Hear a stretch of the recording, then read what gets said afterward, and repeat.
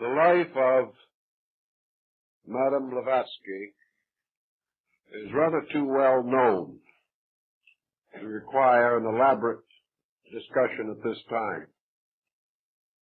Rather, it seems more profitable to attempt to integrate her place in the descent of what might be termed esoteric philosophy in the West. For practical purposes, Orientalism as a philosophical factor in the thinking of Western man first came into focus in the closing years of the 18th century. Prior to that time, East and West were so far apart, and Western religious dogmatism was so intense that there was little, if any, cultural interchange. Thus, for a very long time, nearly 2,000 years, Western culture attempted to maintain a complete isolation, refusing to admit its indebtedness to great Asiatic systems which were old before Western civilization was born. Colonel Robert Ingersoll remarked on one occasion that the Chinese were compiling great libraries, indexing them, classifying them, and researching in them, while Western European man was still mumbling the bones of animals in prehistoric caves. And this, perhaps slightly exaggerated, is not very far from the truth. In the early years of the 19th century, there was a decided break in Western orthodoxy. The rather conservative and inadequate literalism of Protestant Christianity was being assailed by a need within man himself. He was not getting the spiritual nutrition that he required for a well-integrated religious life. So we find that as early as Ralph Waldo Emerson, efforts were made to enlarge and enrich the schools of Western tradition. The universities were still more or less closed to all liberal religious thinking. If today they are inclined to be brutally agnostic, at that time they were adamantly orthodox. Nearly all chairs of philosophy were occupied by doctors of divinity, and what has been called the school of Scottish metaphysicians dominated the educational world. There were no breaks as yet in favor of liberalism in higher education, but individuals like Emerson began to recognize that beyond the sea, on the other side of the world, some interesting thoughts had come to the world. The great scriptures had been written, wonderful classics had been compiled, great teachers had arisen, and that a rich legacy of spiritual tradition was completely locked from us simply by the narrowness of our own thinking. As a result of some moderate reading in not too substantial authorities, Emerson was able to sense some of the grandeur of Eastern thinking, and he has revealed this to us through his essays on the Oversoul and his essay on compensation. He knew the Bhagavad Gita, one of the greatest mystical books of Asia. He was aware that in this distant area there was a deep, quiet, calm wisdom which might be rather practical and useful in the confusion of the Western world. In any event, let us realize that between about 1825 and 1850, there was a broad rise of mysticism and esotericism and transcendentalism in the eastern part of the United States. And as the time went on, that happened which almost always happens under such conditions. There was an almost frantic searching for more of this unusual information. The result was more or less pathetic. The necessary texts were not available. There were practically no translations from Eastern languages, and very few Western scholars who had any knowledge of Asiatic tongues. There was no break in this wall between East and West, and only an occasional fragment drifted into our Western comprehension. It was as a result of the unrest, the stimulation of the unknown, the sudden sensing of value out of reach, that the groundwork was laid for the rise of a strong Asiatic study group in Western civilization. And at the critical moment when this appeared to be most valuable and most greatly desired, Madame Blavatsky and Colonel Alcott founded in New York in 1875 the Theosophical Society. This society was composed of many interesting and brilliant persons. While it surrounded largely the personality and the immediate personal achievements of Madame Blavatsky, it cannot be said that she was entirely alone in her activity. Through the inspiration which she provided, a number of Western, European, and American scholars went to India. Gradually, Indian religious writings were translated into English, much of the translation being done by Hindu students and scholars who associated themselves with the society in India. Little by little, a bridge was built, a bridge which perhaps made possible the later visit to this country of one of the first bona fide Oriental scholars, the Swami Vivekananda. Not only was this Oriental subject unknown, but like many unknown things, it was subject to a great deal of animosity and persecution. We had not yet reached that point in international thinking in which we could be fair about the opinions, beliefs, and convictions of other peoples. And even today, if a poll were taken, I think it would be safe to say that the majority of Western persons, the Buddhists, Brahmins, Confucianists, Taoists, are still regarded as heathens. This situation has improved, but not entirely has it been corrected in public thinking.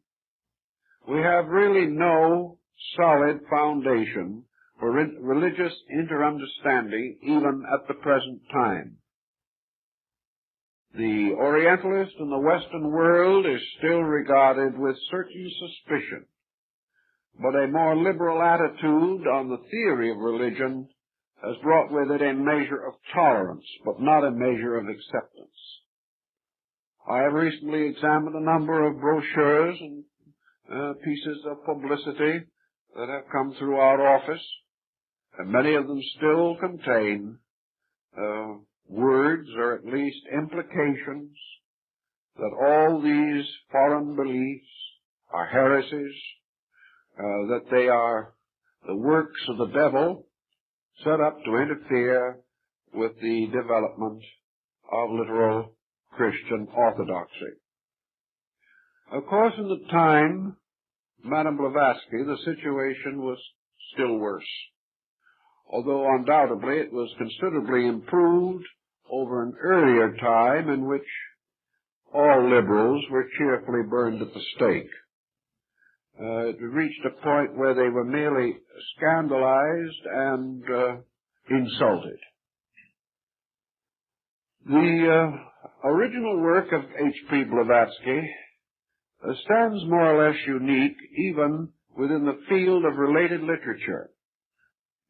And as the result of the years which have passed since 1888, when the volumes were first published, we are aware that her own peculiar and particular insight still makes these works unique, remarkable, and valuable.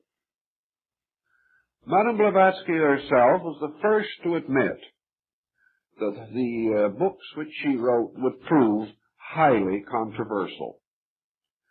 She frankly acknowledges that the type of proof which the scientific world requires simply was not available.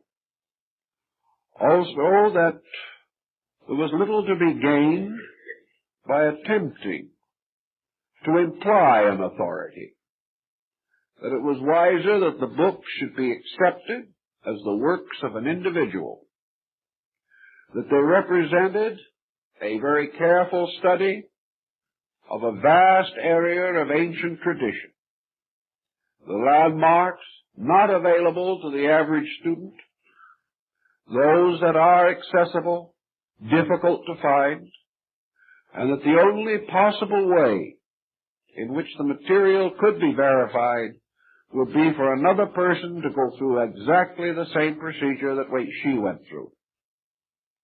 Needless to say, no such person has arisen since her time. And therefore, from the scientific standpoint, the secret doctrine still remains an enigma. It is a mystery. Yet in the course of years, a great deal has been done to clarify that mystery. Many of the remarks which she made at that time, which were highly controversial, are now generally accepted. Many of the findings which she reported and which amazed her contemporaries now belong to our common knowledge. Thus, perhaps the only answer to a riddle of this kind is time itself, which justifies and validates that which is true. And most of the work of subsequent Oriental scholars has to a great degree supported her findings, not in every instance, but in the majority of cases. Therefore, perhaps, if we go back to 1888, at a time when things were not nearly so liberal or progressive or well organized in knowledge as they seem to be today, we can appreciate the position which she took and the courage which it required to stand out against the rising force of scientific materialism as well as religious orthodoxy. So I'd like to just read a few lines from the original preface of the Secret Doctrine to point out some of the elements with which he was primarily concerned. The aim of this work may be thus stated: to show that nature is not a fortuitous concurrence of atoms, and to assign to man his rightful place in the scheme of the universe, to rescue from degradation the archaic truths which are the basis of all religions, and to uncover to some extent the fundamental unity from which they all spring. Finally, to show that the occult side of nature has never been approached by the science of modern civilization. This, I think, summarizes in the main her springboard or her point of view. This brings us, of course, to the next important step. Having come to such a conclusion, what would it be natural to do about it?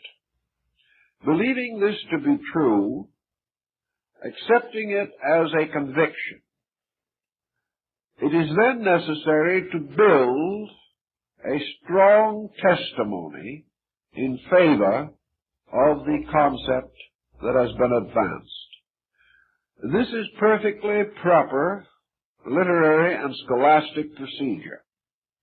It is the same premise upon which a thesis must be written.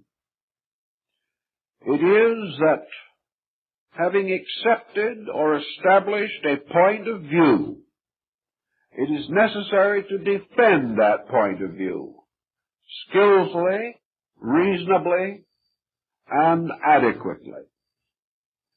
And in the defense of a point of view from the standpoint of a thesis, the requirement always is adequate documentation, adequate reference to recognized authority, adequate research in various highly specialized fields, and usually a prerequisite is intimate contact with sources of basic information. A thesis is not prepared merely to summarize knowledge. It must in every case advance some new conviction. It must in every case contribute something to that which is already known. It cannot be merely what you might term a rehash. In order to meet these requirements, therefore, Madame Blavatsky was not required, and would not be required by a modern university today, to prove beyond question every point that she makes. She is required, however, to prove beyond reasonable doubt that her basic assumption is well taken.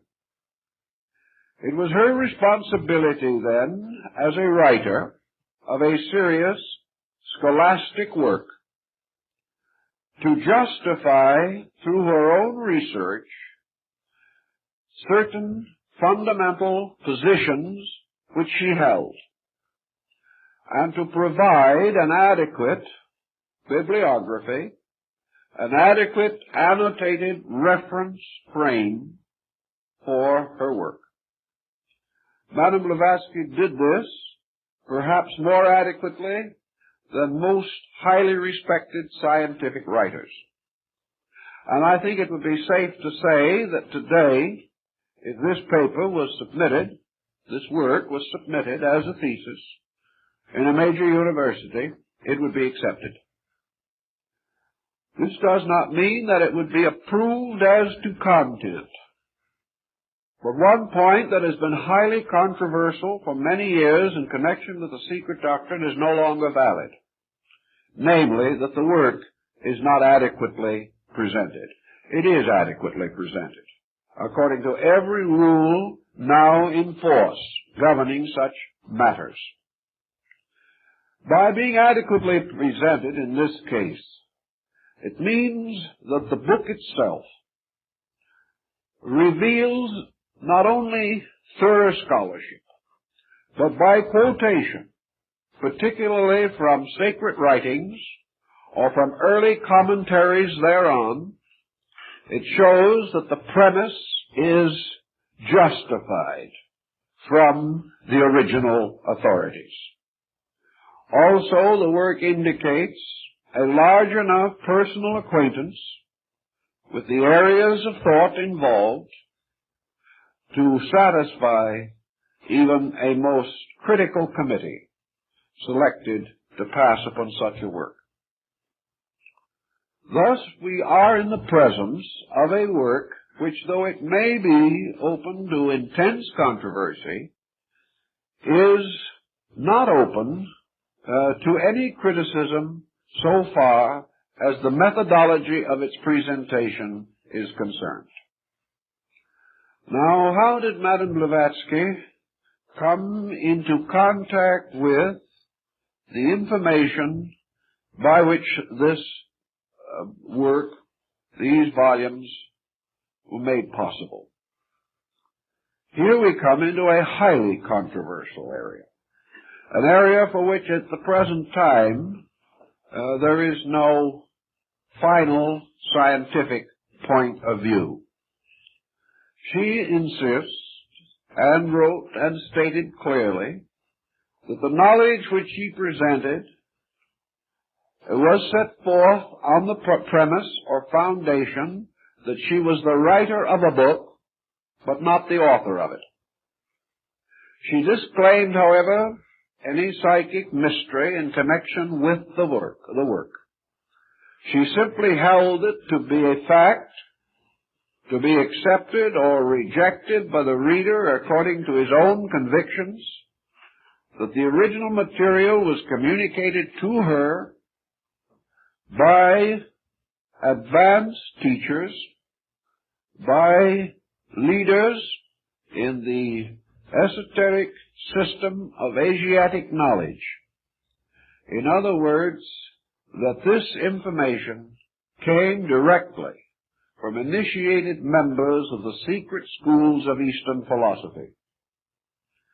Now here, of course, we come into a problem that even yet has not been solved to everyone's satisfaction. As yet, it has not been possible to so clearly and definitely identify these teachers that no question whatsoever as to their identity or their existence remains. These teachers were not generally known. They were not generally available to scholars. They did not act as exchange professors in any university. They taught in their own ancient Eastern way. And there is no question on the part of Madame Blavatsky that these teachers were real, that they communicated with her, that they taught her, that she regarded herself as their messenger or representative, and that through their assistance the writings of the secret doctrine and other esoteric papers of the Theosophical Society were made possible. In her own descriptions of her life and travels, she is very clear on this particular point. Others have followed in her way. Others have attempted to follow the same path and course that she followed. For the most part, however, these later travelers have not been able to confirm the stories which she told. For a long time it was denied that Madame Blavatsky was ever in Tibet, and she is still not upon the official lists of those known to have reached this country at that time. There is, however, very little doubt that she really was there, inasmuch as some years ago there was published an autographed letter signed by the Panchen Lama of Tashilampu, the second most powerful religious leader in Tibet, to the effect that she had actually been at the monastery of Tashilampu and studied there under his predecessor. This sort of settled this question, which was one of the large questions. Many will still say that the word of the Panchen Lama might be questioned. But if we go on questioning in this way, we can practically write off practically all unusual knowledge. We have to admit that something is reasonable or probable, and that persons of valid character and recognized integrity have to be accepted if no other evidence is available. Wherever it has been possible to check Madame Blavatsky's various travels, excursions, where her various articles in Russian and other publications have been investigated, the facts have usually been demonstrated to be correct as she listed them. Although she lived in a time of rather genteel femininity, Madame Blavatsky was by no means simply a titled Russian lady. She was one of those unusual persons who defy convention and tradition. She did not sit in some pleasant villa in the Riviera and write. She had an intensely interesting, dangerous, tempestuous, and eventful life. She did almost everything that genteel ladies did not do in the 19th century. At that time, if a lady rode horseback, she rode side saddle with a very voluminous riding habit.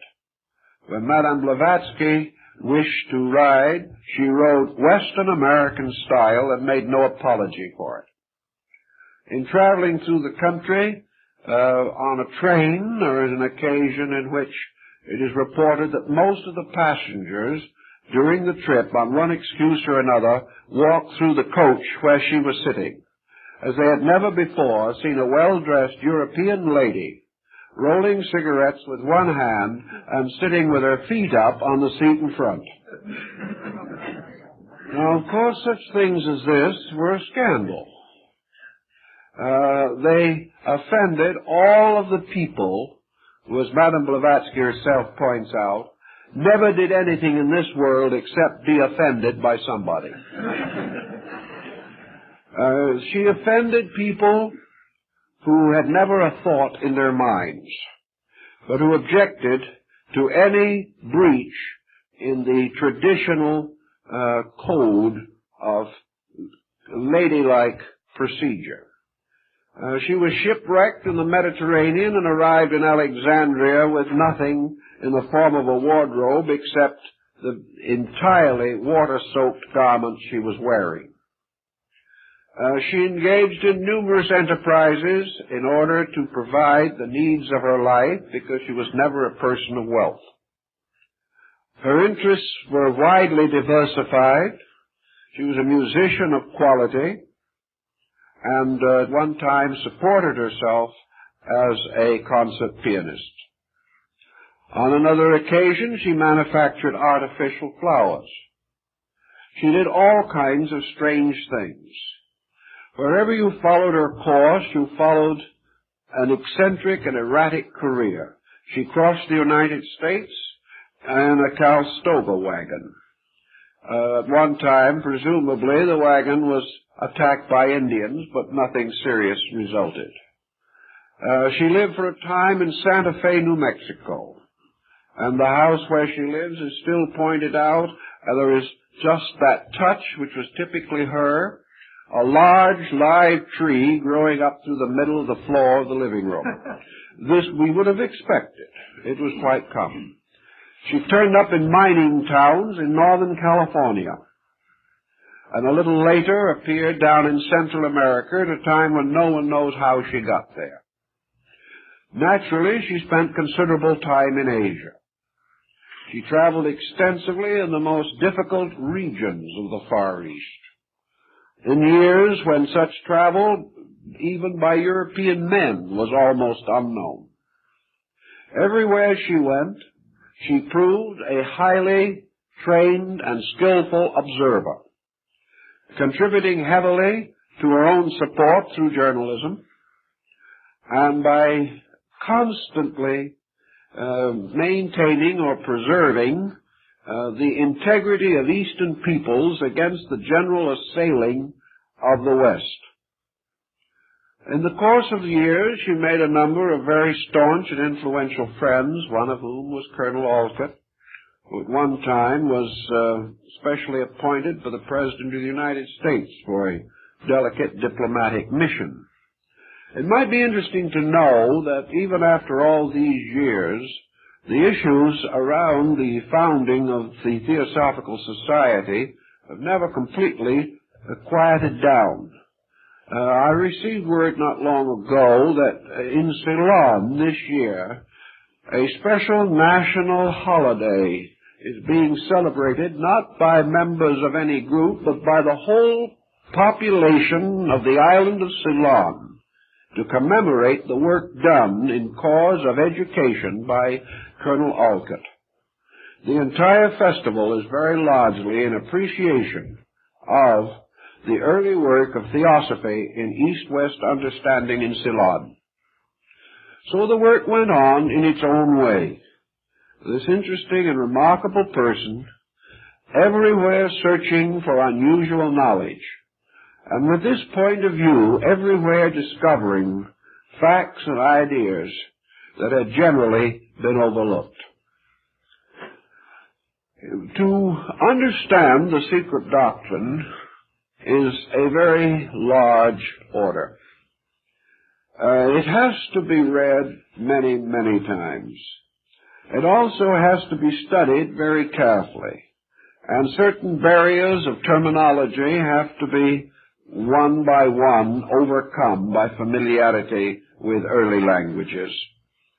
I think we can say, however, that it is built upon a certain ancient concept, a concept which does show through most of the primitive writings of the religious peoples of antiquity, particularly of the Mesopotamian area and the Far East. Her premise is that there was a basic doctrine concerning the creation of the universe, the establishment of the divine powers, the formation of worlds, and finally the generation of man. That these ancient records were more valid than the scientific knowledge which was possessed in her time, and of which most of our scientific knowledge is merely an extension. In other words, there is an exoteric doctrine that has arisen from the observation of the externals of things, and there is an esoteric doctrine which has been perpetuated through the contemplation of the eternal and internal forces operating in the universe.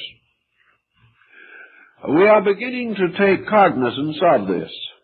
We are beginning to realize that somewhere in the background of man's consciousness experience, there was a general archetypal pattern.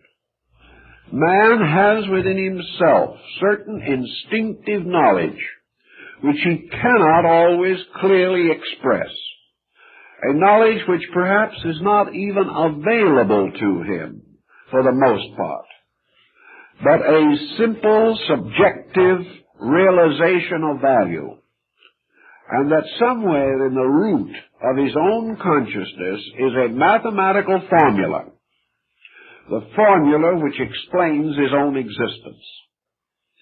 That what we might term the search for knowledge is finally man searching for the key to unlock his own internal record of eternal fact.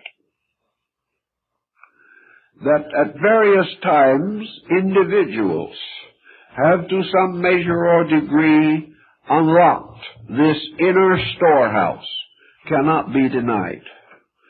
That great systems of thought were established in ancient times that were valid is beginning to appear more reasonable to us. And Madame Blavatsky's position was a very simple one, that what we call essential knowledge has always been known, has always existed, and always will. That this essential knowledge, by its very nature, however, is not acceptable to any individual or group of individuals whose philosophy of life is built essentially upon materialism. That it is not man's inability to know that is his stumbling block. It is man's unwillingness to unlearn that which is not true, but which he has come to accept over long periods of time. A hasty acceptance of opinions or attitudes that are not substantial. A willing allegiance to a pattern of knowledge which is not factual. These attitudes lock the individual toward the larger universe of the infinite probabilities of things. Man, therefore, has darkened his own insight by insisting that he already knows, consciously, things which he does not know. He insists that knowledge is to be derived from the common experience of other persons like himself, and that if enough persons who do not know agree upon something, this something then becomes a known fact. In other words, we are confronted with the problem of how much ignorance do we have to stack up in order to achieve a mountain of truth. That this knowledge has actually been held as an esoteric secret is intimated in the secret doctrine, but a point also gradually unfolds if we are observant and thoughtful, namely that what we term esoteric is not really a term for something that is unknowable or can be only known by a few. The term more generally means simply a continuing knowledge of reality which is rejected. That it is esoteric not because it cannot be known, but because we refuse to recognize it. Therefore, it remains a profound secret. Many things which we once held to be esoteric are now common knowledge, because we have gradually revised our attitude toward that which we thought we knew. Nearly every scientific discovery that we make, even now, is more than a simple extension of some previous idea. It is nearly always a statement that conflicts with a previous idea. We grow when we outgrow a mistake. And the land and world of knowledge is an area in which we are forever advancing by correcting previous beliefs, accepting the fact that these beliefs were inadequate or unreasonable, but that we did not know this. To hold on to an idea that is inadequate after we know that it is inadequate is no longer devotion, it is just plain stupidity. We are still locked, therefore, in the primary dilemma of the secret doctrine, namely the belief that all knowledge must be attained by one slow, plodding, miserable, inconsistent technique. That we must gradually know or learn through forever setting up research projects of a particular kind or nature. That we must learn and know by pounding upon the outside and surfaces of things, rather than to recognize that while research projects are useful and very helpful, their success is determined largely by the point of view upon which they are built. A research project which says at the beginning that it can only advance according to rules already generally accepted, and that it must come to no conclusions inconsistent with present knowledge, might as well fold up its tents like the Arabs and sneak silently away. It is not going to achieve anything. So in the 19th century, where we had an orthodox theology on the one hand, locked in literalism in the jots and tittles of Holy Writ, whereas Bible students were far more concerned with the preservation of orthodoxies rather than the search for additional knowledge. And on the opposite side, scientists, rising under the tremendous impetus provided by Darwin and Huxley, were fighting to rescue the universe from a sickly mysticism. While this conflict was going on, no one was very much interested in the truth. Everybody thought they were. Everyone insisted that truth was his only purpose. But it was very much like the famous story of the dove of peace that was trampled to death in the peace meeting. There was really very little actual understanding or integrity beneath the search for larger knowledge. Many persons have tried to work out, either in harmony with or in conflict with Madame Blavatsky's own premises, just what the basis of her presentation of the Eastern tradition might be. Madame, on a number of occasions, admitted that personally, in her religious persuasion, she was very much inclined to Buddhism.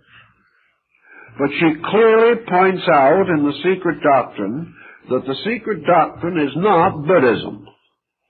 And on this ground, most Buddhist sects will concur. To many Buddhist groups, the Secret Doctrine is as mysterious as it is to Christendom. Yet there is obvious fact in the background of this which must cause us to suspect that to a large measure at least, the presentation of the material follows certain development of Asiatic belief. Whatever might be Madame's essential allegiances, when in the presentation of her material she gropes for terms or attempts to find fortuitous analogies, she most frequently turns either to Buddhism or Reformed Hinduism. We very seldom find her searching for her terms outside of this area.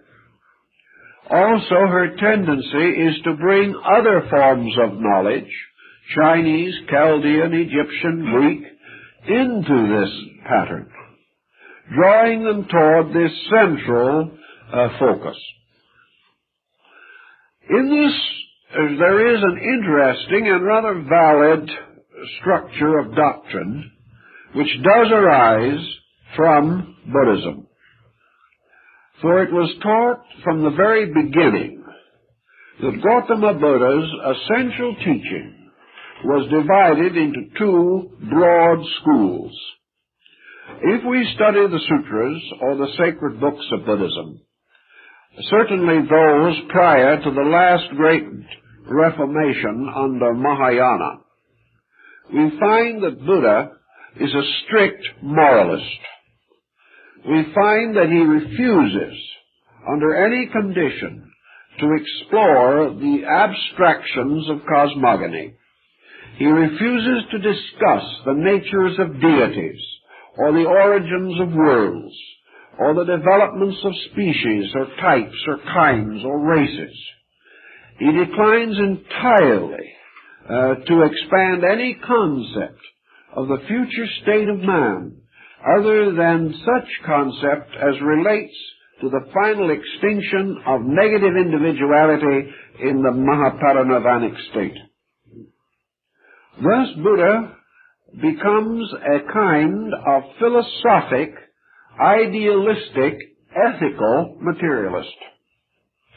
He is concerned primarily only with the problem of man, and with man only in the aspect of human suffering, its cause and cure. Buddha took the public attitude that his only problem, and the only problem that the world had to face, and face head-on, with every bit of courage that was available, the problem was how man could civilize himself. How the human being could rise from the ignorance, selfishness, and fear which dominated his life and establish a firm inward life upon adequate value. This was Buddha's principal concern. Yet from the very beginning of his philosophy, which was also in turn merely a reformed Hinduism, from the very beginning it was evident that a second school rose in the contemplation of Buddhist philosophy. We find in the Bible the same implication in the New Testament, where Jesus is said to have taught the multitude in parables, but to his disciples he taught certain other things. These certain other things have always been assumed to be the mysteries of his faith, the esoteric part of the Christian religion. And it is this part that the Gnosis claimed to have possessed, and which is now being given some further consideration as a result of the discovery of the Gnostic library at Chenaboskin, Egypt.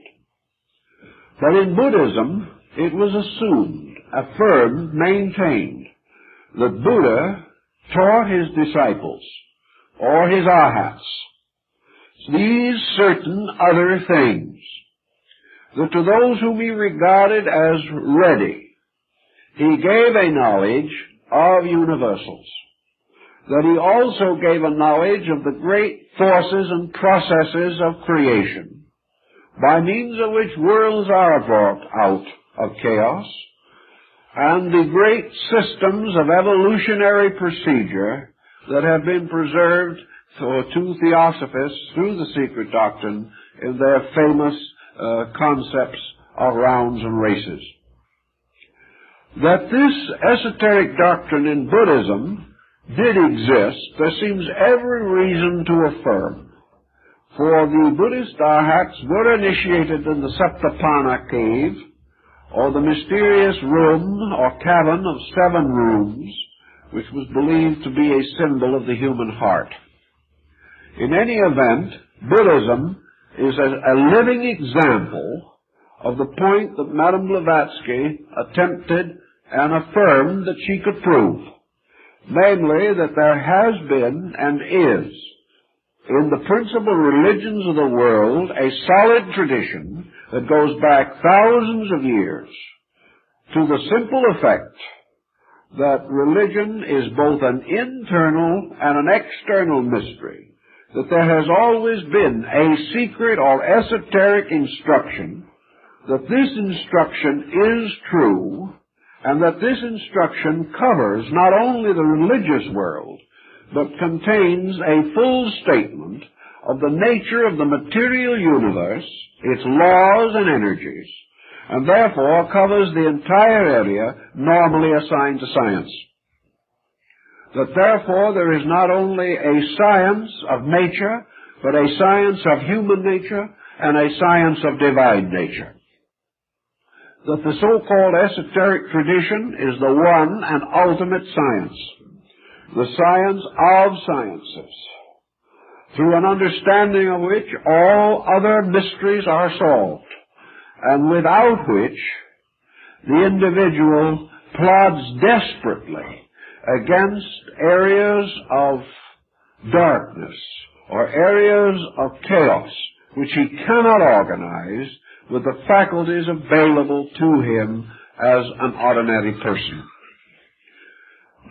The secret doctrine then goes on to point out another situation which has been a subject of controversy since the dawn of human thought, namely that the final solution to the mystery of knowledge lies in the disciplining and cultivating of a gamut of extrasensory perception, that the faculties that we presently possess are not adequate for our understanding of the causal universe, that although we may be able to extend our domain throughout the surface of nature, that we may be able to travel to other planets, that we may force our conquest into space itself, that man's present group of faculties limits him, binds him, holds him strictly to a certain condition of the universe which is called matter. That beyond matter and such energies as display themselves in matter, or are rather obviously revealed through matter, outside of this man cannot cope with the universe. And when he copes with energies, even those that are revealed through matter, he can discover their appearances, their consequences, as the wind moving upon the surface of water can be noted from the fact that it moves the water, but the wind itself cannot be seen. In the same way, wherever we come upon the operation of energies in matter, we can see the consequences of the activity of energy, but we cannot see or estimate or fathom the mystery of that energy itself. A point in case, of course, is electricity. We know what it does, we do not know what it is. And even the greatest scientist today hesitates to attempt a formal definition of a commodity that is now used carelessly and easily throughout the world. We seem to possess it, but we do not possess any real knowledge of what it is. We seem to conquer the world, but having conquered it, we suddenly awaken and find that we have no understanding of what the world is. We have our own existence. We live and grow and suffer and die, but finally come to the conclusion that we do not know even our own identity. Thus, there has to be some other form of knowledge, some other way of solving this mystery, or the mystery remains unsolvable. Science is inclined to take the attitude, or was until very recently, that the mystery simply is unsolvable, that it cannot be attained, that there is no actual answer, and that what we call discovery is a groping towards the unknown, with the hope, with the optimistic conviction, that in the course of some immeasurable span of time, we may discover that which we presently seek, but that there is no reason to suppose that we are going to hasten towards the knowledge of infinites, that this knowledge is simply beyond the capacity of man's finite faculties. On the basis of the esoteric tradition, Madame Blavatsky affirms that the answer lies in the cultivation of faculties latent in man, that these faculties have always been known, that arts and sciences for their cultivation have always been known, but that the secrets of these arts or mysteries have not been generally communicated, for the reason that they constitute not only the most advanced possible form of knowledge, but in a measure the most dangerous of all forms of knowledge, for they bestow upon the possessor of them all of the power and authority and influence which absolute knowledge can confer. And that in order that such knowledge should be made available, it is first necessary that the aspirant to such knowledge should demonstrate conclusively that they are beyond and above the abuse of what they know. This was the burden of the great mysteries, and Madame Blavatsky does not hesitate to point this out. This also, in its restoration, as the Platonic philosophy of England in the 19th century, was restated by Thomas Taylor, the one translator of the Greeks who really had insight into the meaning of these ancient rites and ceremonies.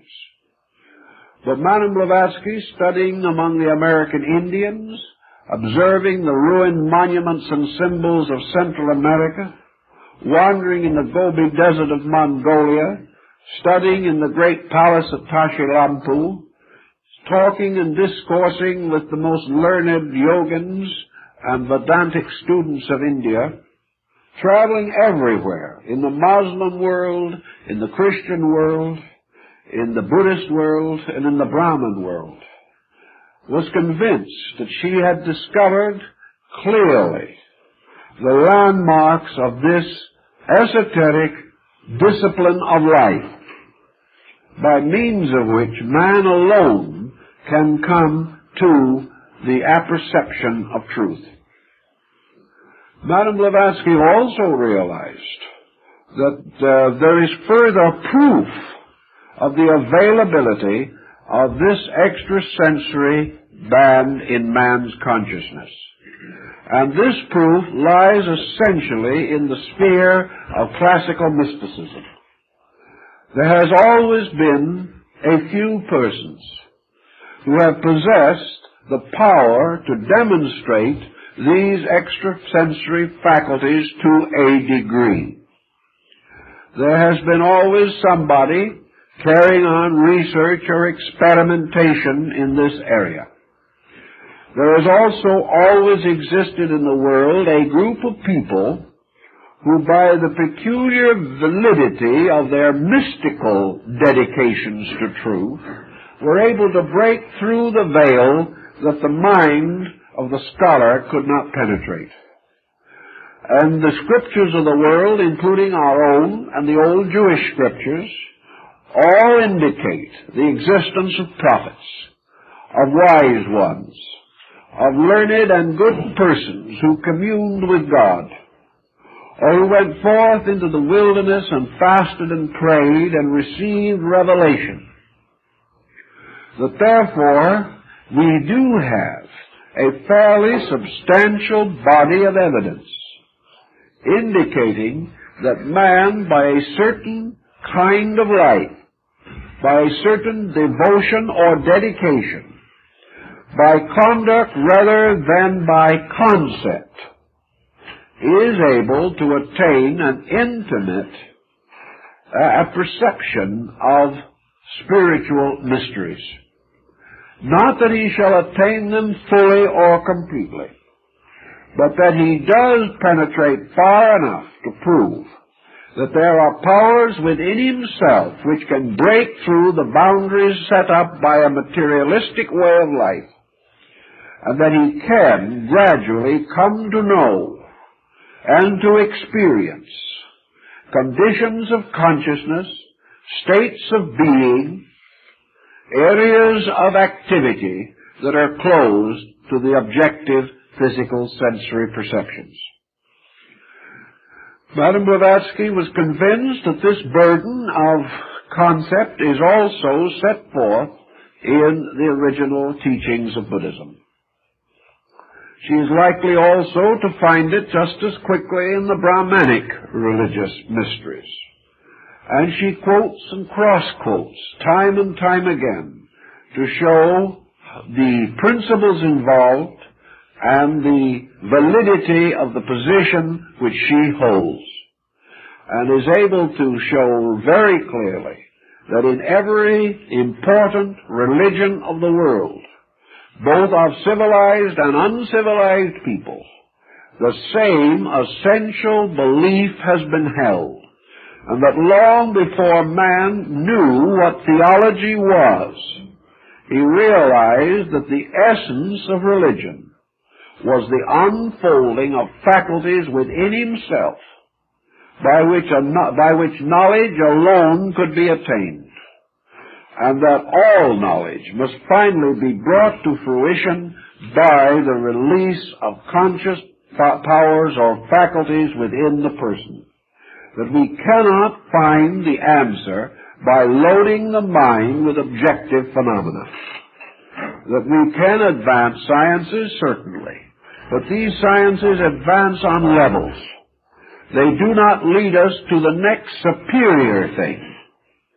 They lead us only like the will-o'-the-wisp into some infinite, diverse area of speculation. They cannot bring us back again to the core of being.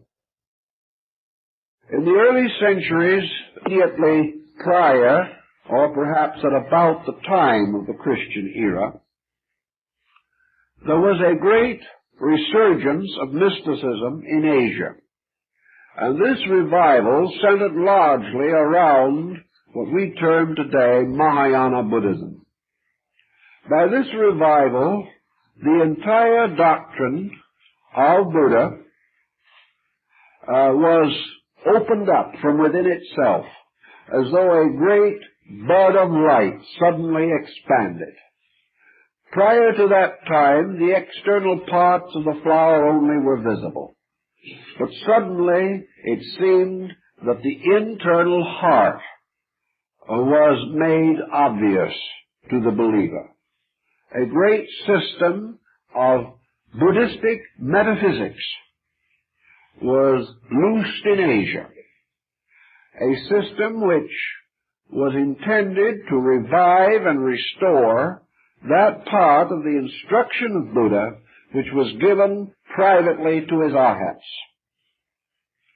We know that there was a similar resurgence of mysticism in Islam, following a few centuries after the passing of the Prophet Muhammad. We know desperately and definitely that there was a powerful trend towards mysticism in Christianity, but that this expansion in the Christian faith was to a measure aborted, because the tendency of mysticism was blocked and frustrated by the rise of the Inquisition. As it was, however, some mysticism did break through, and we have evidence of it in the peculiar devotional life of certain early Christian saints.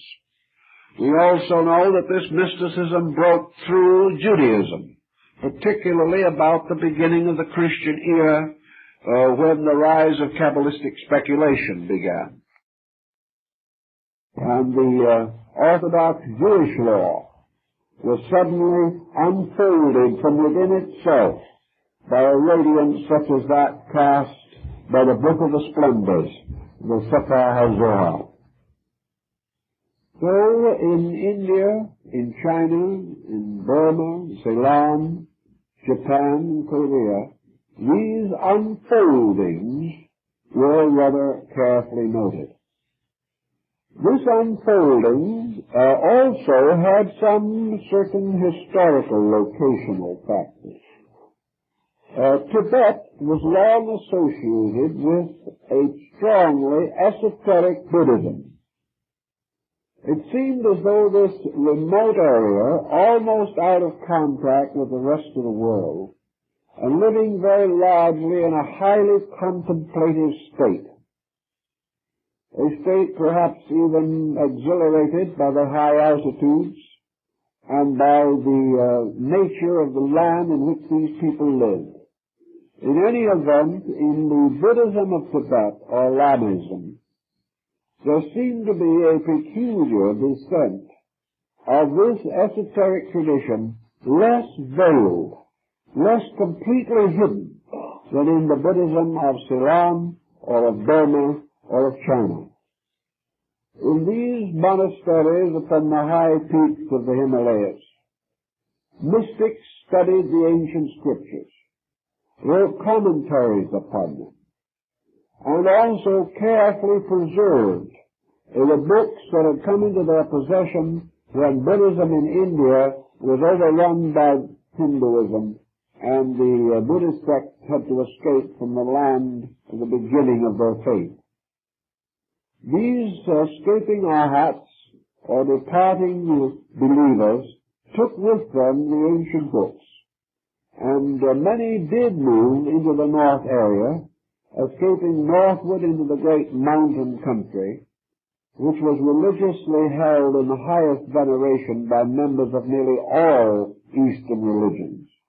And here in Tibet and in Nepal and Bhutan and in some other remote regions, libraries were built.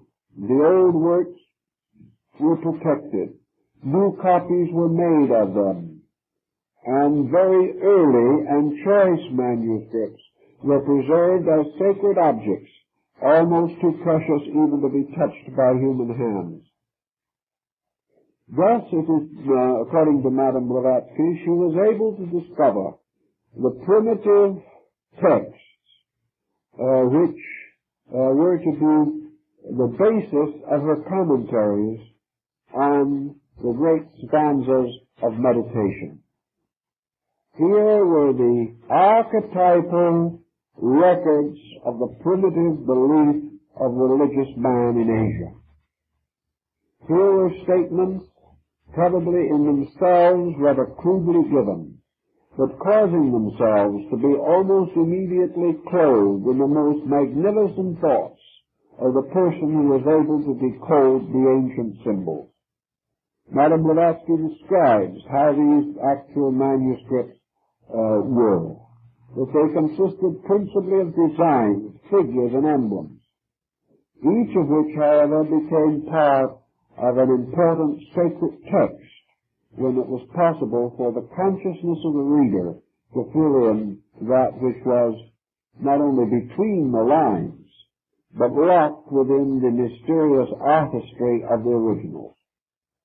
This type of writing, this type of symbolism, was part of Asia's way of doing things. It has never greatly altered, and in most of the libraries and museums of India and Burma today, similar writings can be seen. I've seen many magnificent scrolls and rolls in the libraries of Rajputana and other areas of central India, in which these same ancient truths are handed down from generation to generation, almost unread, seldom considered, but carefully preserved for some better time that lies ahead. This whole pattern makes sense in India. It doesn't make much sense to us. It would have made more sense to the Greeks and Latins. But after we began to fragment knowledge, after we began to break it up into schools and systems, and after the rise of humanism, which caused us to turn with infinite fascination to the physical phenomena of existence, these old, musty, forgotten records just didn't mean anything. We were so certain that the little that we knew was enough. We were so tremendously concerned with a small discovery that we forgot that the great mysteries of life flowed on unsolved. We were so proud of what little we did know that we forgot to be humble in the presence of the infinite expanse of the knowable, which we had not even touched. Now, in India and through this whole area, there was for a long time a mysterious school of the Palashaka, the school that is supposed to have been revealed by Narayana in the Iron Tower. This school also mingled its streams with another very ancient Eastern transcendentalism called Tantra. And out of the minglings of these different systems came a magic that little by little degraded into a sorcery. But the great mysteries of the Palashaka or the wheel of time, were in themselves valid. And out of these mysteries came most of the secrets of yoga, most of the ancient magical arts for the unfoldment of the locked potentials of human consciousness. From this system in Asia probably also came most of the disciplines and religious doctrines that finally reached the Mediterranean and Greek areas to cause the rise of mysticism in North Africa, the Hermeticists and the Gnostics. At the present time, objectively and exoterically, the Tantra is probably best represented in one of the powerful Buddhist sects of Japan. That sect is the Shingon, or the Shingon-shu. This is called today by the same name as that which was given many years ago to the book by Mr. Sinnett, a theosophist who studied with Madame Blavatsky. He published a book called Esoteric Buddhism. When you were asked in the Orient today, particularly in Japan or China, what is esoteric Buddhism, they will point to the equivalent of what in Japan is the Shingon-shu, or the mysterious sect that was founded by the great Japanese transcendentalist Kobo-daishu. This was the school of the miracles, and this was also the school which developed the great mandala systems, the systems of the meditation manuals, the systems of the esoteric powers of sounds, of colors, of letters, and of forms. The Shingon, therefore, while it is no longer a pure example of trans-Himalayan mysticism, it certainly is one of the surviving monuments to the existence of a great secret art in Asia. The art, the mysterious science of the unfoldment of the powers in man by which he can know. Now, Madame Blavatsky, in her own writings, except in the case of the esoteric instructions to her disciples and personal students, does not go too greatly or too deeply into what we would term today the Shingon-shu or the Zen-shu systems of thought. She was undoubtedly aware of them, but to her the very probability of communicating them would likely result in a further complex for the students and disciples. She realized that on the one hand, these sects had already passed through certain deterioration in Asia, such as they had marked the descent and gradual decline of Taoism, and that furthermore they represented concepts and attitudes utterly beyond the comprehension of the average Western person of the 19th century. So she was content to point out that through the contemplation of the systems of the higher Tantra, it had been possible for the arhats, adepts, and lohans of the system to gradually restore the story of the universe and the story of man. That this knowledge essentially came not from ordinary books, not from ordinary communication with other persons, but through inward meditation, through the gradual strengthening of the resources of the person to the inner contemplation of the mysteries of universal procedure. If these disciplines were accurately followed, if the individual's interior faculties were properly opened, they were just as reliable in their own world as our ordinary sense perceptions are in the material world, and probably much more reliable. Very few people question what they see with their physical eyes.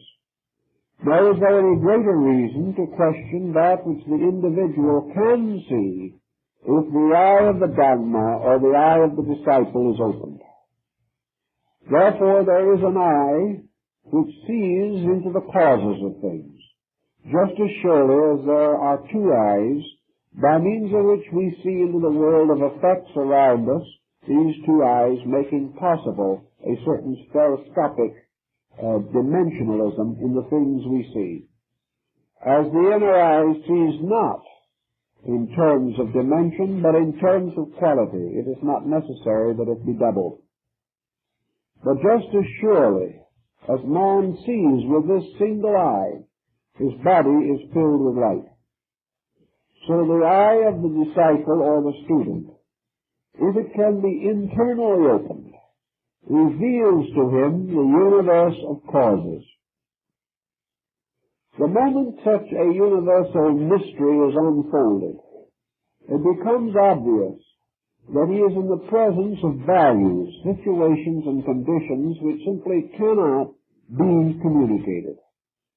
We have created a language which was essentially intended for the ordinary transactions of physical life. We had originally gone a little deeper because we had based our earlier concepts of language upon the remnants of old esoteric traditions. So through the classical world of thinking, we did develop a bilanguage system, or two languages, for the administration of our affairs. The Egyptians had their common language, and they also had a sacerdotal language and a language of emblemism for their priests. As Dr. Preston told me in the reading of Egyptian hieroglyphics, we are by no means certain that each glyph does not have two different meanings, and that one of these meanings concerns itself with a deeper aspect of Egyptian metaphysics. This is not yet certainly known, but it is quite probable that the Rosetta Stone was not the end of our search for the knowledge of the Egyptian language. We also know that through the medieval period, we used what might be called the common language of various countries, but scholars use Latin as a language set apart from barter and exchange for the contemplation of abstraction. We have no equivalent of this today. True, we have a larger vocabulary, but this vocabulary has been built up almost entirely by the compounding of terms relating to physical phenomena. Therefore, nearly everyone working with abstract or creative, philosophical, or religious problems has difficulties with wording. There is no way in which we can be even reasonably sure that we can convey an abstract idea by means of words from one person to another.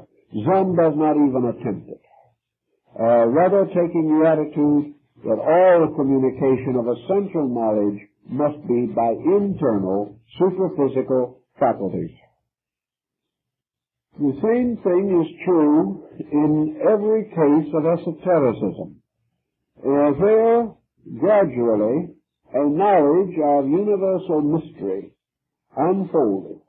It was necessary to build, by degrees, a vocabulary to interpret it. The moment a mystery was placed in the common words of any people, or placed in any readable or comprehensible language, it ceased to be esoteric. It then became part of the common body of knowledge, for it was esoteric only as long as it was unwritten, as long as it was communicated only to those having attained a certain esoteric standing themselves. So the secret doctrine, as H.P. Blavatsky unfolds the book, cannot actually be regarded as an esoteric book. She points this out very definitely. It ceases to have esoteric status the moment it is printed. But it does contain, and I think research will justify this beyond any question of doubt, a great deal of material that had been borderline esoteric material for a long time. A material that was not entirely locked within the ancient schools, or which had gradually, over a period of time, been legitimately released. For these schools, at various times in their development, finding that humanity, by its own evolutionary process, had made certain natural attainments, released levels of this knowledge, releasing mostly such levels as had immediate utility for those evolving forms of life that required them. But the shepherd guardians, or the shepherd kings of ancient times, guarded their flocks. The shepherd priests, with their symbolic symbol or symbolic emblem, the shepherd's crook or crozier, definitely communicated to the sheep that which was necessary.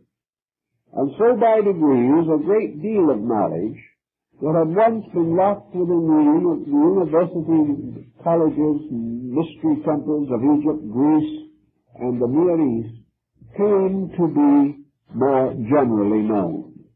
It is this gradual revelation that gave us, for instance, mathematics, gave us astronomy, gave us music, gave us by degrees the secrets of ancient medicine and law, made possible a variety of achievements for men. The great moral and spiritual codes of the world were originally part of the mystery tradition. But as man reached the point where he needed them, they were revealed to him by the anointed and initiated teachers, sages, prophets, and seers of his race. So man gradually gained a certain knowledge of these esoteric matters. According to Madame Blavatsky, the time came in the closing years of the 19th century when the tremendous advancement of material science, when a new kind of world coming into existence, built upon, unfortunately, an almost adamantine materialism, required certain further directives. That these directives meant that for those who had the insight, for those who had the natural inclination, for those who realized the importance of a better kind of knowledge, something had to be available. Man will never cry out to heaven for guidance sincerely without receiving guidance. Man never will be confused over knowledge if he is sincerely willing to accept ideas that are better than those of his time. But it is essential always that the gate of the sheepfold, as the temple of initiation was anciently called, should always be open. That there should always be more knowledge than man normally uses, so that in his emergency the individual can always find something better if he will seek where it is. To act then is a tremendous counterbalancing force, not for the majority, but for those who were dedicated to a higher concept of life. The adepts of the Eastern tradition resolved to make a revelation of knowledge, making it in one of the most astute, interesting, and incomprehensible Zen-like ways that you can possibly imagine. And here is again where the secret doctrine has a very valuable psychological pattern to point out. It is always possible to assume that a great teacher, a great Mahatma, priest, a great initiate, could appear in the world in proper person with all necessary credentials and be able to prove his reality, his integrity, and his validity beyond question. It is perfectly conceivable that such a person could arise, that this person could perform before any group of persons evidences of superphysical attainments, could reveal forms of knowledge and insight that simply could not be refuted. That in the presence of the greatest skeptics, this type of person could prove conclusively the reality of esoteric powers and faculties over material obscuration. It is conceivable that this could happen, that such an adept could raise the dead, could cause any phenomena that he wanted, could force extensions of consciousness upon the benighted minds of other people, that by degrees the authority, power, and dominion of such a person could be so absolute, and his power of self-protection so complete, that he might even theoretically become ruler of the world if he so desired. Nothing could oppose him, no secret could be kept from him, no resistance offered by others could touch him. Therefore, he would stand immovable. But this very circumstance in itself, did it occur, would be absolutely fatal to the entire development of the human being. Because man, by his own nature, by his own needs, must grow to certainty. And this growth must arise through a series of constant changings within himself. It would be 1,000 times more detrimental for anyone to meddle with the trial and error patterns of human procedure than it would be for a parent to attempt to dominate a child after that child is old enough to take care of himself. Every effort to help would end in hindrance. Every effort to control or direct would frustrate the natural growth of the person and force him into the bondage which must always exist, in which the weak is in slavery to the strong. Also, the most important point of all would be that the development of the human faculties, which must develop sequentially, would be disturbed if for any reason a sudden enlightenment struck the individual by whose nature such an enlightenment was not justified. Thus, every degree of knowledge, every degree of insight must be earned. All learning must arise from a yearning to know. It cannot rise from a dictatorial impression of knowledge, even if this knowledge is correct. The experience of discovery is essential to the conscious growth of every creature. If this experience is taken away from him by dogmatic or dictatorial means, the individual is cheated out of his own inevitable need. Thus, it would be no part of the esoteric school to attempt to save man from himself, or to force a state of grace upon a creature whose own conduct did not justify it, or whose own incentives did not voluntarily lead him to it. So there could be no such a dogmatic dispensation set up. It was by no means time for the 10th avatar to appear surrounded by glory. Because even if this resulted in immediate world peace, the purpose of evolution would be frustrated. Because the purpose of evolution is that it shall end in peace, but that this peace shall arise from the unfolding consciousness of the individual, and not from dictatorial legislations by arbitrary powers. So in the presentation of the material in the secret doctrine, there could be no essential emphasis upon authority.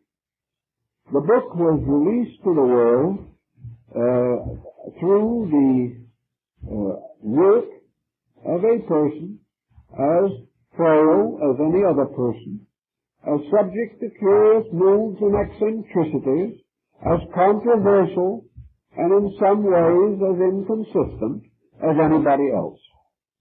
It was a work which could be rejected with enthusiasm by any individual who wanted to pick it apart. It was a work which could be utterly meaningless to the person who did not want to understand it. It also could be utterly meaningless to an individual who was not interested enough to find out what it meant. It brought no salvation or enlightenment to anyone on a platter. It gave no assurance of anything. It was simply set up as a point of inquiry. It stood there to intrigue those who were already willing and inclined to be intrigued. It could also lead the scholar to a further examination of things that he already wanted to know. or it could cause him to declare that it was the greatest monument of superstition in modern times and cast it into the wastebasket. This was exactly what was intended.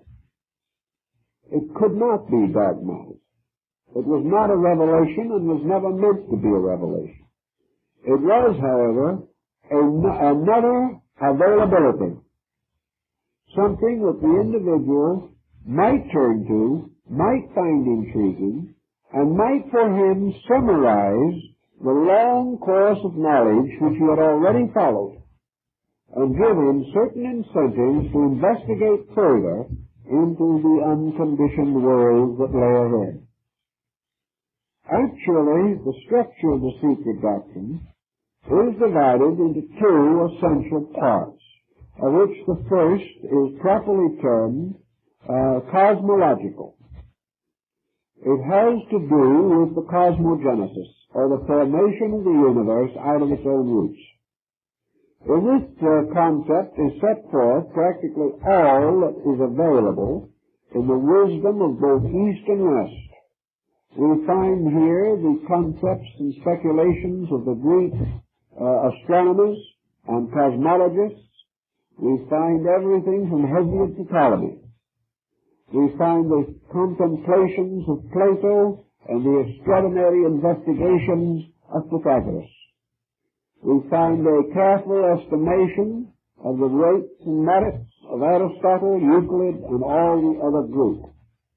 We also are given an insight into the points where these documents have been, in the course of time, either misinterpreted or intentionally distorted.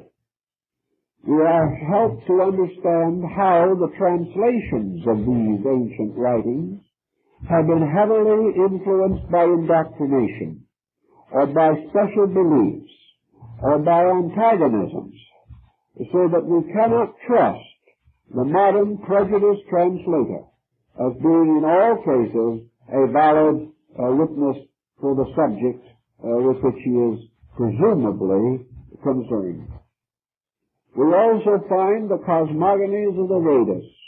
We find the ancient doctrines of the Avestas, the teachings of the Chinese and the Buddhists relating to the origin of the universe.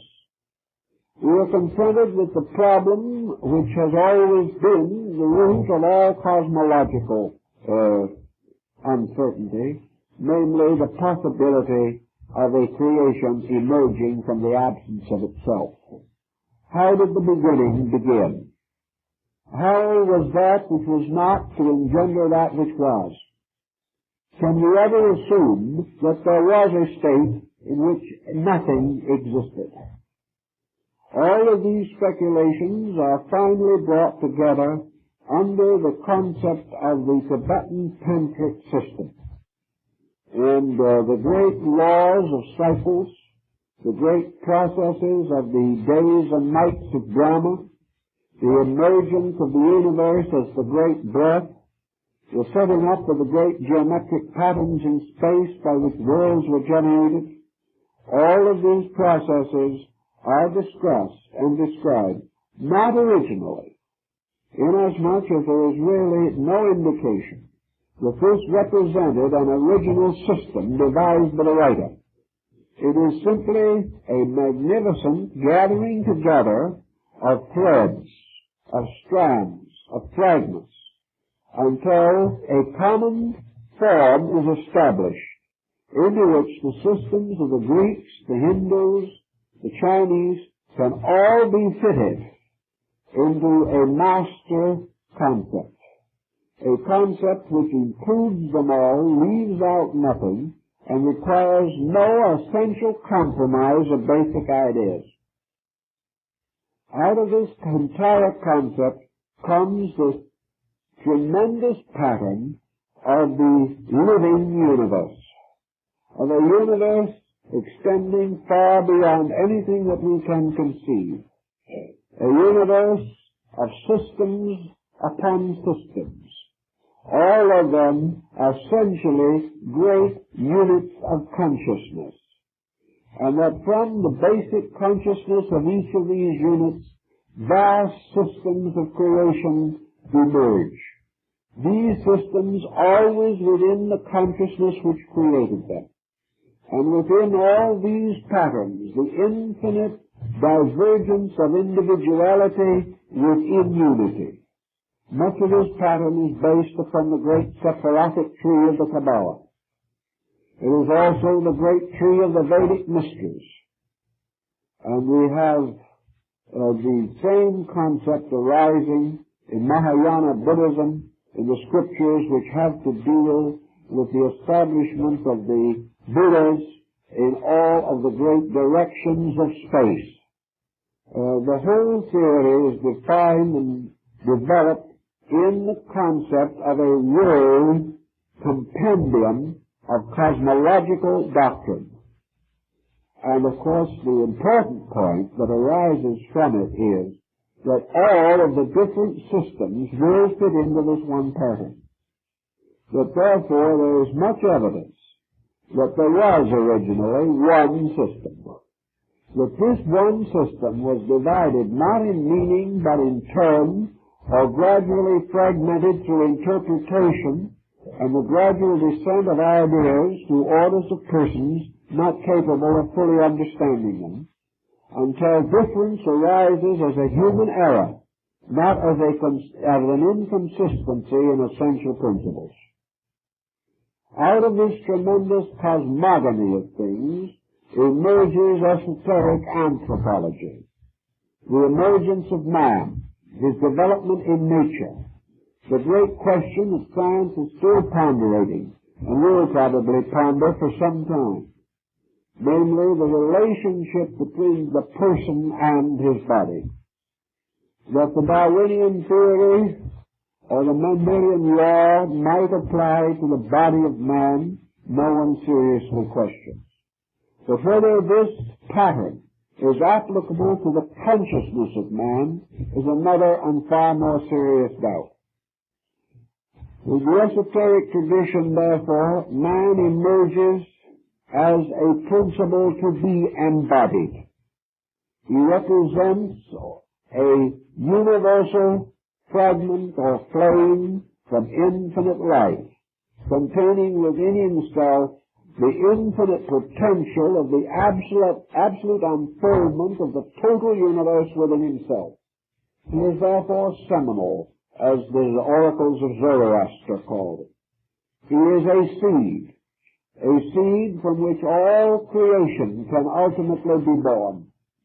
This seed, enveloped in matter, sowed in the dark earth of substance, is finally limited in body.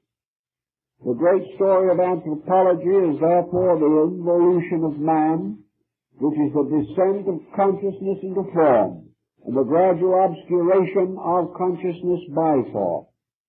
Finally, evolution, or the gradual restoration of consciousness from form. Evolution being essentially at this time a twofold procedure. Here a procedure based upon the long, unfolding path of future growth, by which over a vast period of time, man will gradually collect the fragments of his own consciousness within his own personality, unite them, bring them into harmony, and gradually create an abstract vehicle or bayhan for the expression of that consciousness, rather than the concrete mind that he now uses. The second way, according to the esoteric tradition, is that the individual shall achieve evolution, or the release of consciousness from matter, by the disciplines of the esoteric schools. These esoteric disciplines constituting the meditative and contemplative disciplines of the Kala Chakra, or the great school of the turning of the wheel of time. The turning of the wheel in this case simply represents the reverse motion, or the reversal of that motion, by means of which man has been drawn into a state of materiality. As he is drawn into matter by a certain motion, as Plato says, he is, by the reversal of this motion, able to extricate himself from matter.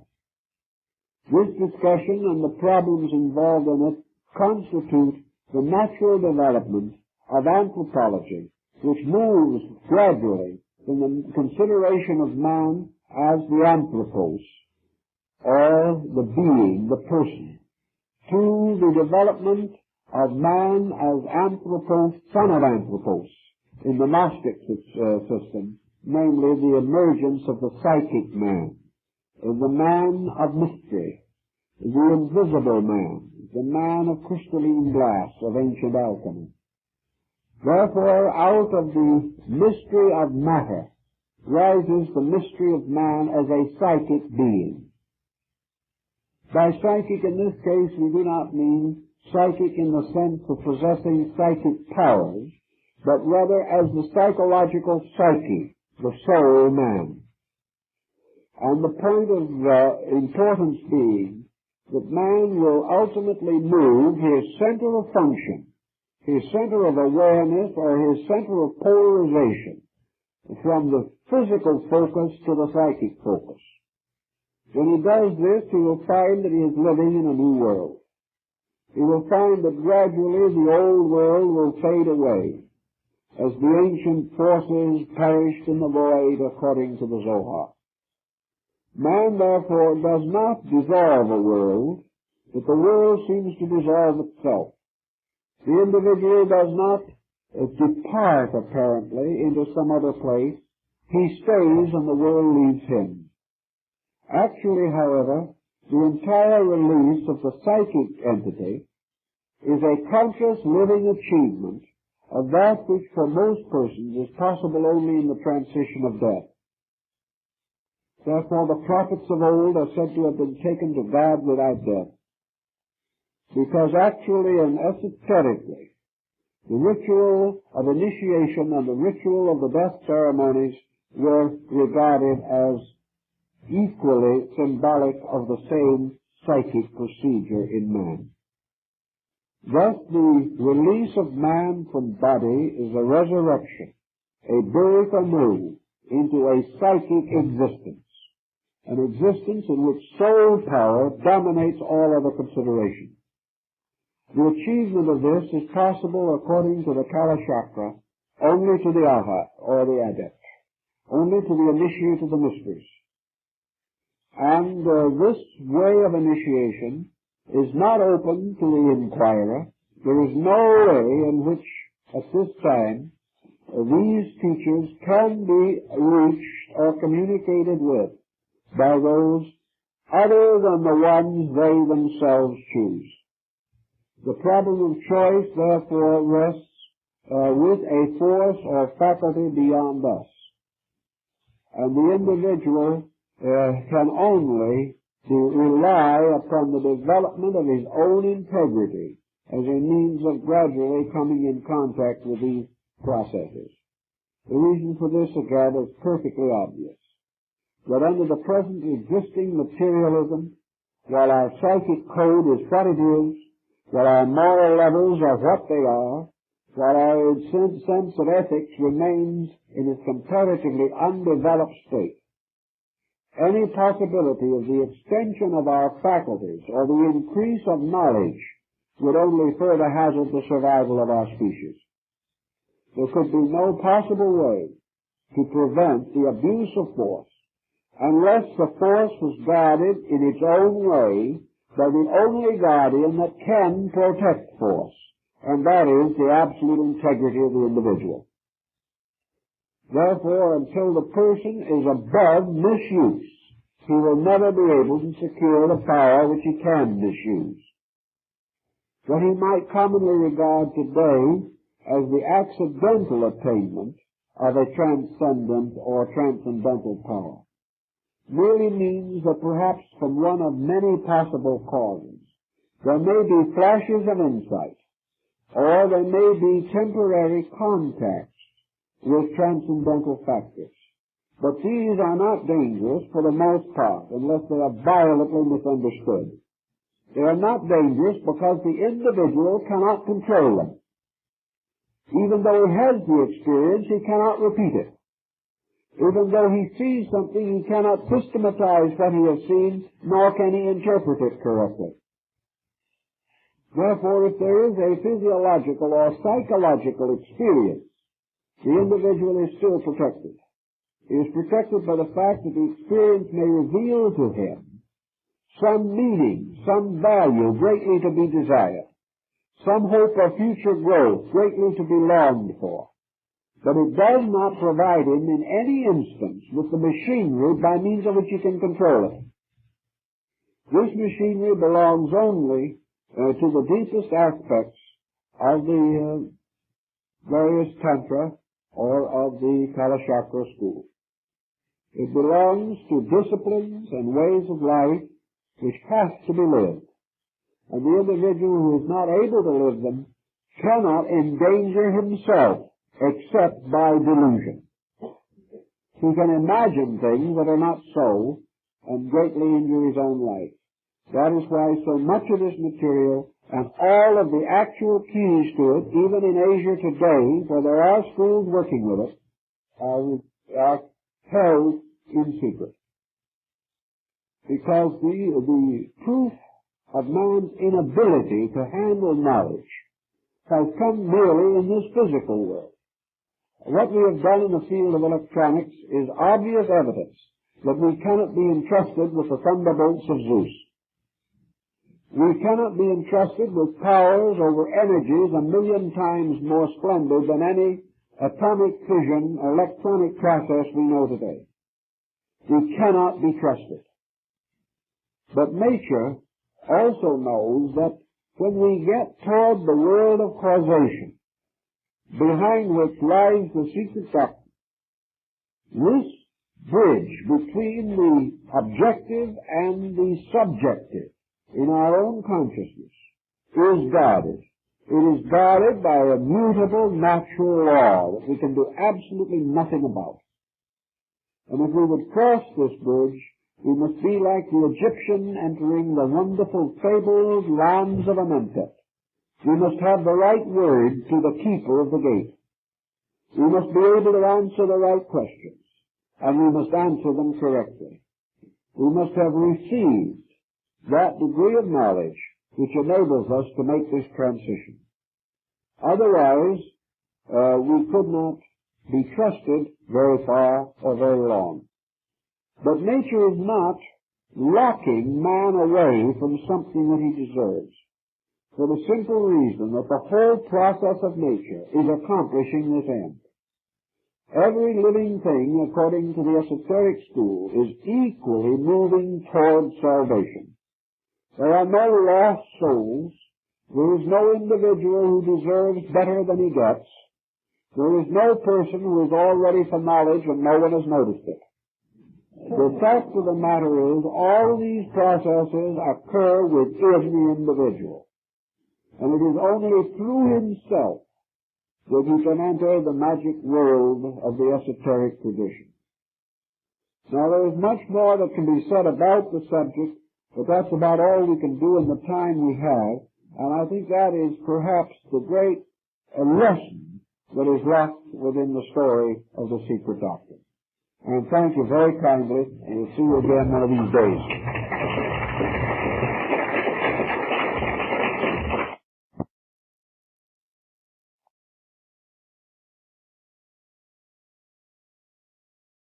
Had come to the world.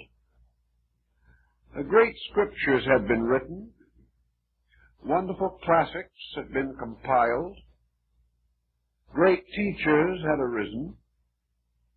And that a rich legacy of spiritual tradition was completely locked from us simply by the narrowness of our own thinking. As a result of some moderate reading in not too substantial authorities, Emerson was able to sense some of the grandeur of Eastern thinking, and he has revealed this to us through his essays on the Oversoul and his essay on compensation.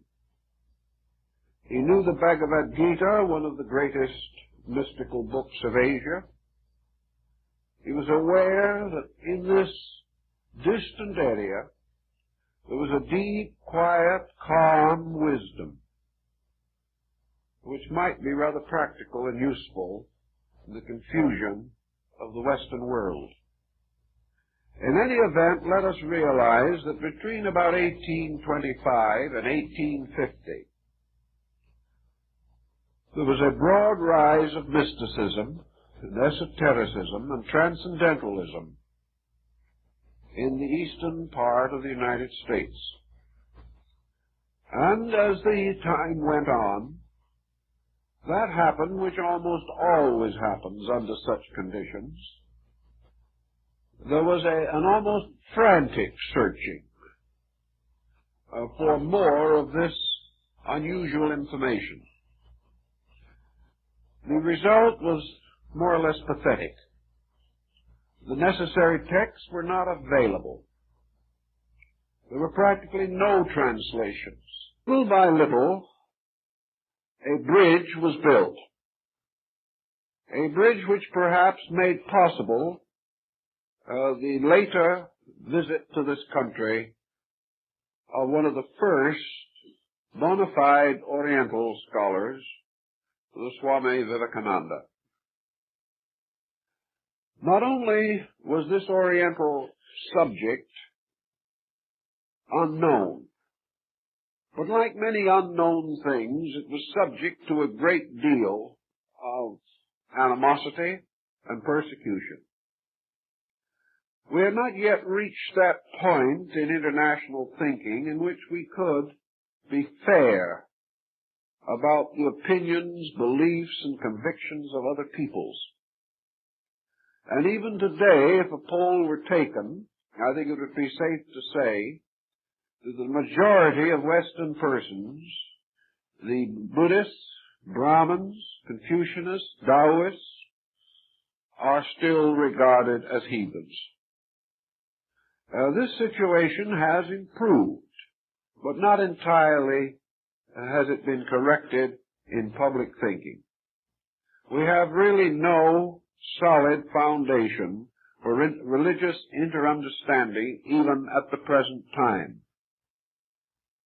The Orientalist in the Western world is still regarded with certain suspicion, but a more liberal attitude on the theory of religion has brought with it a measure of tolerance, but not a measure of acceptance.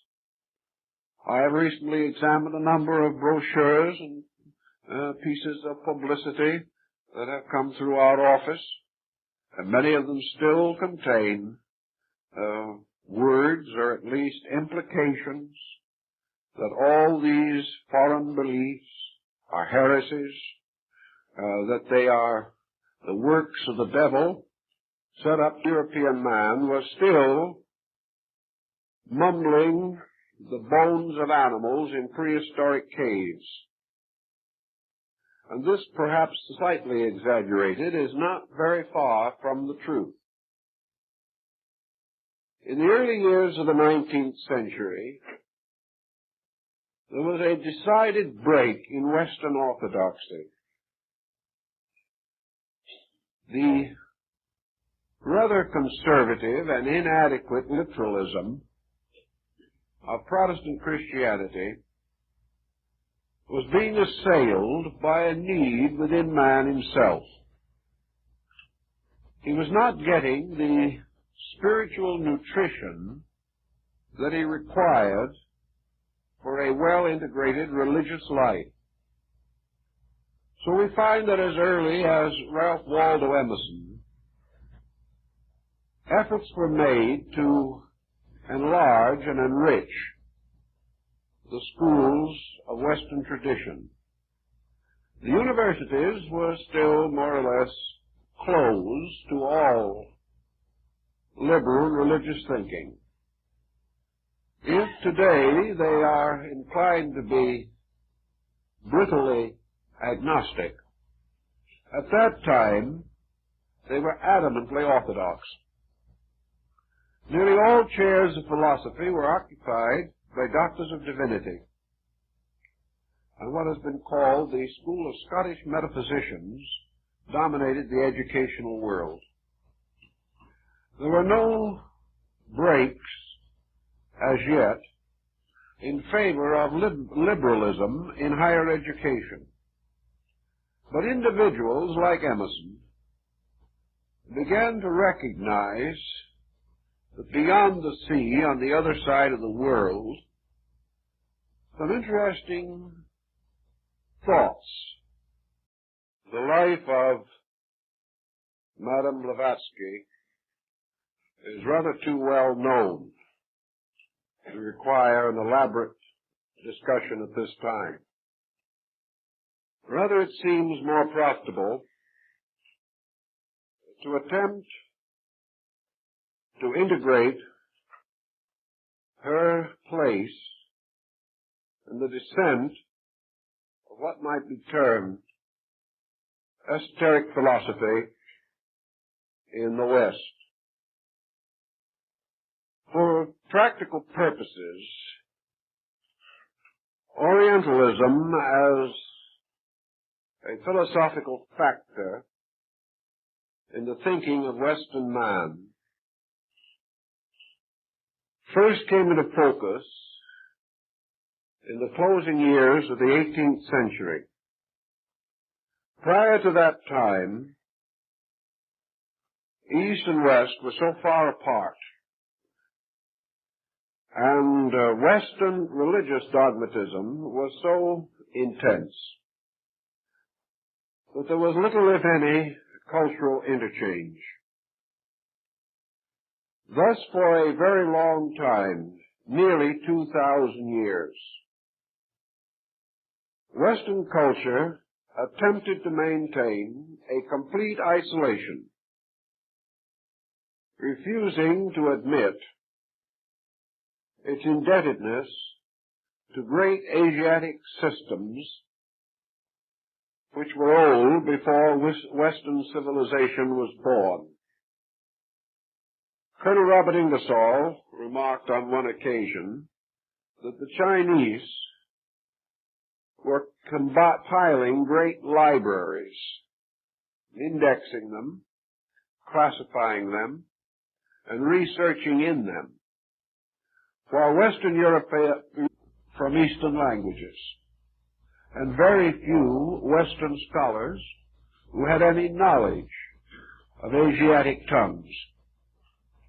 There was no break in this wall between East and West, and only an occasional fragment drifted into our Western comprehension. It was as a result of the unrest, the stimulation of the unknown, the sudden sensing of value out of reach, that the groundwork was laid for the rise of a strong Asiatic study group in Western civilization. And at the critical moment when this appeared to be most valuable and most greatly desired, Madame Blavatsky and Colonel Olcott founded in New York in 1875 the Theosophical Society. This society was composed of many interesting and brilliant persons, while it surrounded largely the personality and the immediate personal achievements of Madame Blavatsky. It cannot be said that she was entirely alone in her activity.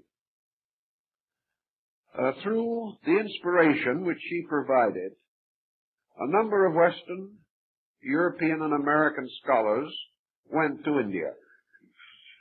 Gradually, Indian religious writings were translated into English, much of the translation being done by Hindu students and scholars who associated themselves with the society in India.